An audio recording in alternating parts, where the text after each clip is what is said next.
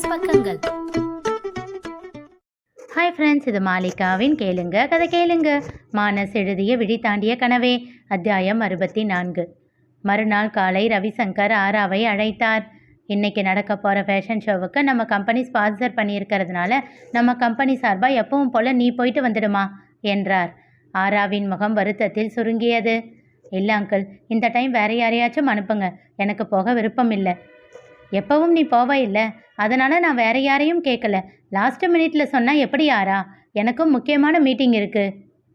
இல்லை uncle, please, எனக்கு ரொம்ப கஷ்டமாக இருக்கும் விக்கி என்று அவள் சொல்ல தொடங்கும் போதே அவள் காதில் இருந்து செல்ஃபோனை பறித்து ரவிசங்கரிடம் பேசினான் விக்கி. சார், டோன்ட் வரி, நாங்கள் எல்லாருமே போகிறோம் என்றான். தேங்க்யூ விக்கி என்று சொல்லிவிட்டு அழைப்பை துண்டித்தார் ரவிசங்கர். டேய் ப்ளீஸ், எனக்கு அங்கே போனால் ரொம்ப கில்ட்டியாக ஃபீல் ஆகும். அதெல்லாம் நீ ஏன் யோசிக்கிற, நான் சொல்கிறத மட்டும் கேளு என்றவன் அன்று எதற்கு என்று சொல்லாத புடவையை எடுத்து அவள் கையில் கொடுத்தான். இதை கட்டிட்டு வா என்றான். விக்கி என்றாள் அவள். அவள் கன்னம் பற்றி உச்சி முகர்ந்தவன், ப்ளீஸ் பாப்பா, எனக்காக என்ன வேணும்னாலும் செய்வா இல்லை, இந்த ஒரே ஒரு தடவை நான் சொல்கிறத கேளு என்றான். எதுக்குடா இப்படி அடம் பிடிக்கிற? எல்லார் முன்னாடியும் நீ என்னோட ஒய்ஃப்னு நான் காட்டணும். அதுக்கு இந்த ஷோ தானா? நாளைக்கு ரிசப்ஷன் வைக்க போகிறோம் இல்லை? அவள் வாயின் மேல் விரலை வைத்து மூடியவன், எதுவும் பேசாத பாப்பா, நான் சொல்கிறத ஒழுங்காக கேளு, இல்லைனா நான் வேற மாதிரி உன் வாயை அடைச்சிடுவேன் என்று தலையை சுழற்றி கள்ளச்சிரிப்போடு கூறினான். டேய் என்றாள் கோபமாக. ச்சே, புருஷன்னு ஏதாச்சும் மரியாதை இருக்கா பாரு என்று புலம்பிக்கொண்டே வேகமாக அறையை விட்டு வெளியில் சென்று விட்டான் விக்கி. அப்பா ரெடியா? சீக்கிரம் சீக்கிரம் என்று அவசரப்படுத்தி கொண்டிருந்தான் விக்கி. ஆச்சுடா, நீ முதல்ல டாக்ஸி வந்துடுச்சான்னு பாரு. இதோ இன்னும் 2 நிமிஷத்தில் வந்துடும். சபாபதியும் ஜமுனாவும் அகிலோடு வீட்டிற்குள் நுழைந்தனர். விக்கி என்று ஓடி வந்து அவன் மேல் ஏறிக்கொண்டான் அகில். வாங்க பார்ட்னர், அடுத்து உங்களை தேடி வரலாம்னு தான் நினச்சேன் என்று சொல்லி சிரித்தான் விக்கி. என்னோட ட்ரெஸ் எப்படி இருக்கு, நான் எப்படி இருக்கேன் என்று குனிந்து தன்னை காட்டினான். அவன் கன்னத்தில் முத்தமிட்டு, யாரு பாட்டி ட்ரெஸ் பண்ணி விட்டாங்களா?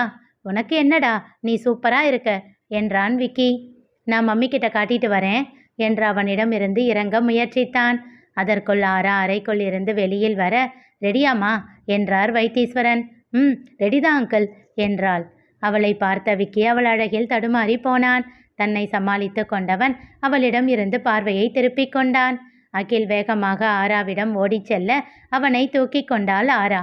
ஹை, என் லட்டு பையன் செம அழகா இருக்கீங்களே என்றாள். அவள் கன்னத்தில் முத்தம் வைத்தான் அகில். நீங்க கூட ரொம்ப அழகா இருக்கீங்க மம்மி என்றான். ஆஹா என்றவள் அவன் கன்னத்தில் முத்தமிட்டு தேங்க்யூ என்றாள். டாக்ஸி வந்ததும் எல்லோரும் கிளம்பி புது வீட்டிற்கு சென்றார்கள். அகிலை தூக்கி கொண்ட விக்கி ஆராவின் கைப்பிடித்து ஒன்றாக வீட்டின் உள்ளே நுழைந்தான். விக்கி, இனிமேல் நாம இந்த வீட்டில் தான் இருக்க போகிறோமா என்றான் அகில் சந்தோஷமாக. ஆமாம், நாளையிலிருந்து இங்கே தான் இருப்போம். ஓ, ஆனால் என்னோட ஸ்கூல் இங்கேருந்து தூரமாச்சே, எப்படி போகிறது? அங்கே இருந்துன்னா நடந்தே போயிடலாம். நம்ம அப்பார்ட்மெண்ட் கேட் கிட்டேயே வேன் வரும், இனிமேல் அதில் போயிடலாம். ஓகே ஓகே என்றவன் அவனிடம் இருந்து இறங்கி வீட்டை சுற்றி பார்க்க ஓடினான். அன்று போல் அல்லாது இன்று வீட்டில் பொருட்கள் நிறைந்து இருந்தன. சமையலறை தவிர மற்ற எல்லா இடங்களின் பொருட்களையும் அங்கிருந்து மாற்றிவிட்டான். இன்னைக்கு ராத்திரி ஆராவும் விக்கியும் மட்டும் இங்கே தங்க போகிறாங்க. நாளைக்கு காலையில் அங்கிருந்து மொத்தமாக காலி பண்ணிக்கிட்டு இங்கே வந்துட போகிறதா சொன்னான் என்று வைத்தீஸ்வரன் சபாபதியிடமும் ஜமுனாவிடமும் சொல்லி கொண்டிருந்தார். பாப்பா, ரவிசங்கர் சார்கிட்ட அட்ரஸ் கொடுத்துட்டேன், கார் இங்கேயே வந்துடும், இங்கே இருந்து எல்லாரும் இப்படியே ஷோவுக்கு கிளம்பி போயிடலாம் என்றான் விக்கி. அப்பா அம்மா, நீங்களும் எங்கள் கூட வரலாம் இல்லை, ஏன் வரமாட்டேன்னு சொல்லிட்டீங்க என்று சபாபதியிடம் ஜமுனாவிடமும் கேட்டான் விக்கி. பரவாயில்ல விக்கி, நீங்கள் 4 பேர் போயிட்டு வாங்க, வேற எப்பாவாச்சும் ஷோ நடக்கும்போது சொல்லு, அப்போ வரும். நேற்று கல்யாண வேலையிலேயே எனக்கு கொஞ்சம் டயர்டாக இருக்குது, ரெஸ்ட் எடுக்கணும் என்றார் ஜமுனா. சரிம்மா, உங்கள் இஷ்டம் என்று விட்டான் விக்கி. அப்போ நாங்கள் கிளம்புறோம் என்றார் சபாபதி. அவர்களை வழி அனுப்பி வைத்த பின் ஆராவை அழைத்து கொண்டு அறைக்குள் சென்றான் விக்கி. என்ன பாப்பா இப்படி இருக்க, இன்னும் கொஞ்சம் மேக்கப் போடலாம் இல்லை, லிப்ஸ்டிக் கூட போடலையா என்றான். விடுடா, நான் எப்போவும் இவ்வளவு தான் போடுவேன், லிப்ஸ்டிக் எல்லாம் என்கிட்ட இல்லை, லிப் கிளாஸ் மட்டும்தான் யூஸ் பண்ணுவேன். அவளை கைப்பிடித்து இழுத்து சென்று கண்ணாடியின் முன் நிறுத்தினான். அவள் பின்னே இருந்து தோளில் தன் நாடியை பதித்து கேட்டான். என் பொண்டாட்டி இவ்வளவு டல்லா இருக்கலாமா என்று விட்டு அங்கிருந்த கபோர்டை திறந்தான். அங்கே இருந்த ஒரு பாக்ஸை எடுத்து வந்தவன் அதை திறக்க அதற்குள் ஆராவிற்கு தேவையான அனைத்து அழகு சாதனங்களும் இருந்தன. அதனை பார்த்து கண்கள் விரித்து ஆச்சரியப்பட்டவள், விக்கி என்றாள். உனக்காக நான் வாங்கி வச்சதுதான் என்று சொல்லிவிட்டு அவள் கைப்பிடித்து இழுத்துச் சென்று மற்றொரு கபோர்டை திறந்து காட்டினான். அதில் அவளுக்கான உடைகள் இருந்தன. இன்னும் நகைங்க எல்லாம் வாங்கலை. அதுக்கு 2 காரணம் இருக்கு. ஒன்று, எனக்கு பட்ஜெட் பத்தலை. அப்புறம் உனக்கு எதெல்லாம் பிடிக்கும்னு எனக்கு தெரியாது. ஏன்னா நீ அதிகம் ஜுவல்ஸ் யூஸ் பண்ணுறது இல்லை.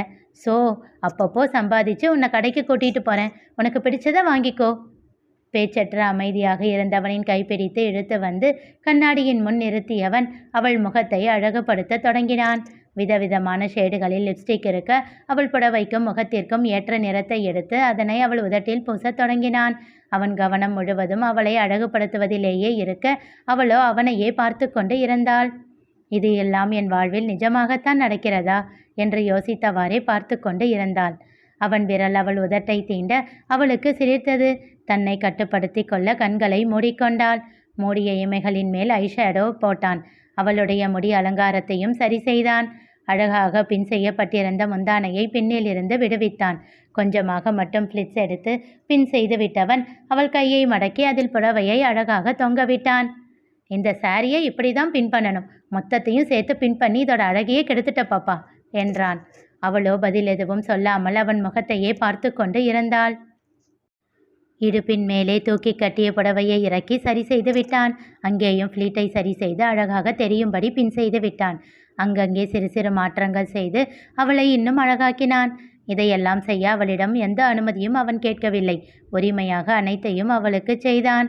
அவள் எந்த உணர்ச்சியும் காட்டாமல் ஒரு பொம்மையைப் போல் நின்று அவனுக்கு ஒத்துழைத்தாள்.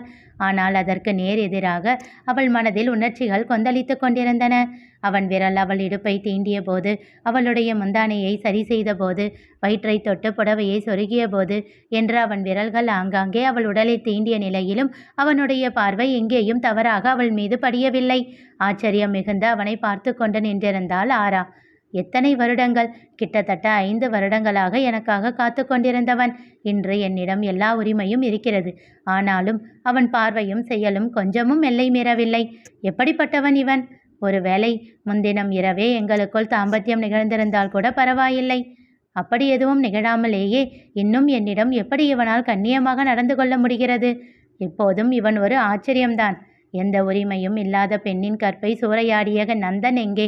எல்லா உரிமையும் இருந்தும் அதற்கான காலம் வரும் வரையில் கண்ணியம் காக்கும் இவன் எங்கே? விக்கியை அப்படியே அள்ளி அணைத்து தனக்குள் புதைத்து கொள்ள ஏங்கியது அவள் மனம். இப்போ பாரு எப்படி இருக்கேன்னு என்று அவளை திருப்பி கண்ணாடியில் காட்டினான் விக்கி. அவள் முகத்தின் அருகில் தன் முகத்தை வைத்து, சொல்லு எப்படி இருக்க என்றான் கண்ணாடியில் அவள் முகத்தை பார்த்து. சட்டென்று திரும்பி அவன் கன்னத்தில் அழுத்தமாக முத்தம் வைத்தாள் ஆரா. கண்களை மூடிக்கொண்டவன் இதழில் சிறு புன்னகை விரிந்தது. அதில் அவன் மேல் இன்னும் காதல் பொங்கி வழிய அவனுடைய மற்றொரு கன்னத்திலும் நெற்றியிலும் முத்தம் வைத்தாள். பாப்பா, நான் பாவம்.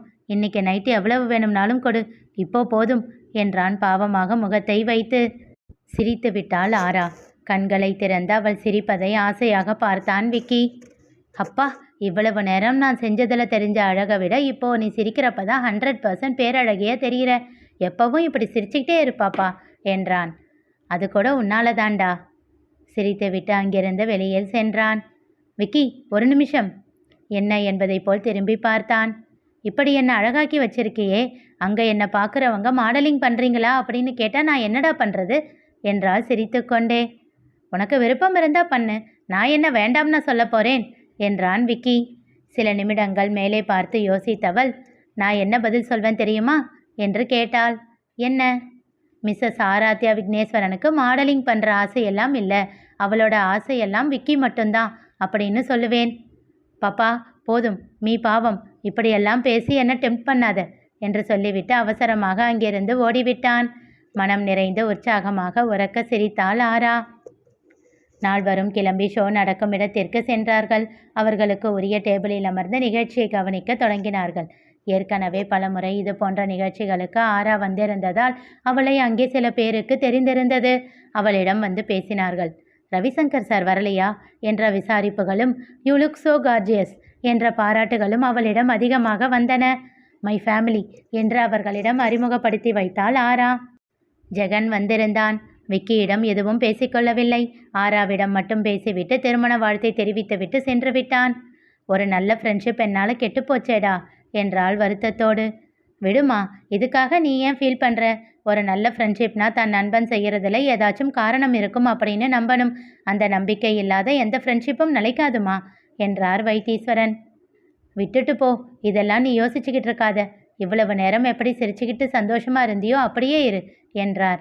சரி அங்கிள் என்று சொல்லிவிட்டு வெளியில் சிரித்தாலும் அவள் மனதில் வருத்தம் கொஞ்சமாக முகத்தில் தெரியத்தான் செய்தது. நிகழ்ச்சிகள் முடிந்து சிறிது நேரத்தில் முடிவுகள் அறிவிக்கப்பட போவதாக அறிவித்தார்கள். ஒரு நிமிஷம், இதோ வந்துடுறேன் என்று சொல்லிவிட்டு சென்ற விக்கி சில நிமிடங்களில் திரும்பி வந்தான். அழகான அளவான ஒப்பனையோடு கோட் சூட் எல்லாம் அணிந்து வந்தவனை வைத்தீஸ்வரனும் ஆராவும் வியப்போடு பார்த்தனர். இது என்னடா என்றார் அவர். சும்மாதான்ப்பா என்றான். ஹை விக்கி, சூப்பரா இருக்க என்று சொல்லி அவன் கழுத்தோடு கட்டிக்கொண்டு அவன் கன்னத்தில் முத்தமிட்டான் அகில். தேங்க்யூடா பையா, நீ ஒருத்தந்தான் என்னை ரசிக்கிற. இவங்க 2 பேருக்கும் நான் அழகா இருக்கேன்னு பொறாம என்றான். வைத்தீஸ்வரன் அவனை முறைக்க ஆராவோ யோசனையோடு அவனை பார்த்து கொண்டே இருந்தாள். அவள் கன்னம் பற்றி முகத்தை திருப்பி நிகழ்ச்சியை பார்க்கச் செய்தான் விக்கி. அவள் மனதை ஏதோ நெருட யோசனையோடு பார்த்து கொண்டு இருந்தாள். இனி நிகழப்போவது என்ன தெரிந்து கொள்ள தொடர்ந்து கேளுங்க. கதை கேளுங்க. மீண்டும் சந்திப்போம்.